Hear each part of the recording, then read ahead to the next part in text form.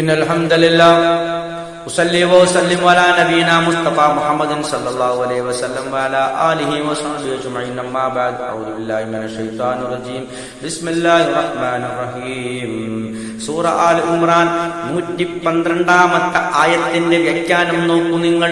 ദുരിബത്ത് അലൈഹിമുദ്ദില്ല, അവർക്കുമേൽ നിന്യത അടിക്കപ്പെട്ടു എന്ന് പറഞ്ഞാൽ യഹൂദരെ കുറിച്ചാണ് ഈ ആയത്തിൽ വിശദീകരിക്കുന്ന. യഹൂദരുടെ മേൽ അല്ലാഹു സുബ്ഹാനഹു വ തആല നിന്യത അടിക്കപ്പെട്ടു എന്ന് പറഞ്ഞാൽ അവരെ നിന്യരാക്കി മുദ്രകുത്തപ്പെട്ടിരിക്കുകയാണ്. ഐനമാ തുഖിഫു, അവർ എവിടെ കാണപ്പെട്ടാലും ഈ ലോകത്തിന്റെ ഏത് രാഷ്ട്രങ്ങളിലേക്ക് അവർ കുടിയേറി പാർത്താലും എവിടെ തന്നെ ചെന്നാലും ശരി അവർക്ക് നിന്യത അവിടെ മേൽ അടിക്കപ്പെട്ടിരിക്കുന്നു. ഇല്ലാ ബിഹബിലിൻ മിനല്ലാഹ്, അല്ലാഹുവിന്റെ പാശത്തിൽ നിന്നല്ലാതെ, അല്ലാഹുവിന്റെ കയറിൽ നിന്നല്ലാതെ, വഹബിലിൻ മിനന്നാസ്, ജനങ്ങളുടെ കയറിൽ നിന്നുമല്ലാതെ എന്ന് പറഞ്ഞാൽ ജനങ്ങളുടെയോ അല്ലെങ്കിൽ അല്ലാഹുവിന്റെയോ സഹായം കൊണ്ടല്ലാതെ ആ തരത്തിൽ നിന്ദതയിൽ നിന്നും അവർക്ക് മോചനം ലഭിക്കില്ല. ജനങ്ങളുടെ സഹായം കൊണ്ട് ചിലപ്പോൾ ചില മോചനങ്ങൾ ലഭിച്ചേക്കാം. അല്ലെങ്കിൽ അള്ളാഹുവിനെ അനുസരിക്കുകയാണെങ്കിൽ അള്ളാഹുവിന്റെ റഹ്മത്ത് കൊണ്ട് കാരുണ്യം കൊണ്ട് മോചനം ലഭിച്ചേക്കാം എന്നല്ലാതെ അവർക്ക് നിന്ദതയായിരിക്കും. അവരെ കുഫ്ർ കൊണ്ട് അവർക്കുള്ള ഫലമെന്നാണ് അല്ലാഹു സുബ്ഹാനഹു വ തആല വിശദീകരിക്കുന്നത്.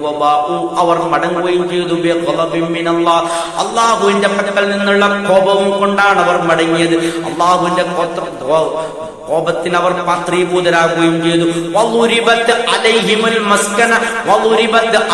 അവിടെ മേൽ അടിക്കപ്പെട്ടു അൽ മസ്കന, പതിത്തം അടിക്കപ്പെട്ടു, അങ്ങേയറ്റത്തെ അപമാനം അവർക്ക് അടിക്കപ്പെട്ടു എന്നാണ് പറയുന്നത്.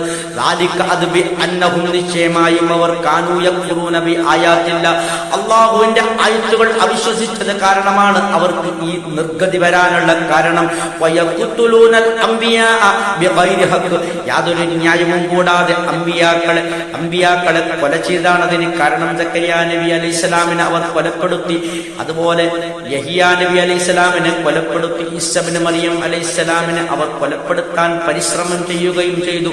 ഇത്രയുമാണ് നമുക്ക് അറിവ് ലഭിച്ചതുപോലെ പല നബിമാരെയും അവർ കൊലപ്പെടുത്തിയിട്ടുണ്ട്. അതാണ് ഇതിന് കാരണം, ഈ പതിത്വത്തിന് കാരണം. അത് മാത്രമല്ല, നോക്കൂ നിങ്ങൾ, അത് ബിമാ അസൗ, അവർ അനുസരണക്കേട് കാണിച്ചത് മൂലവുമാണ്. വകാനു യഅ്തദൂൻ, അത് അവർ അതിക്രമകാരികളുമായിരുന്നു.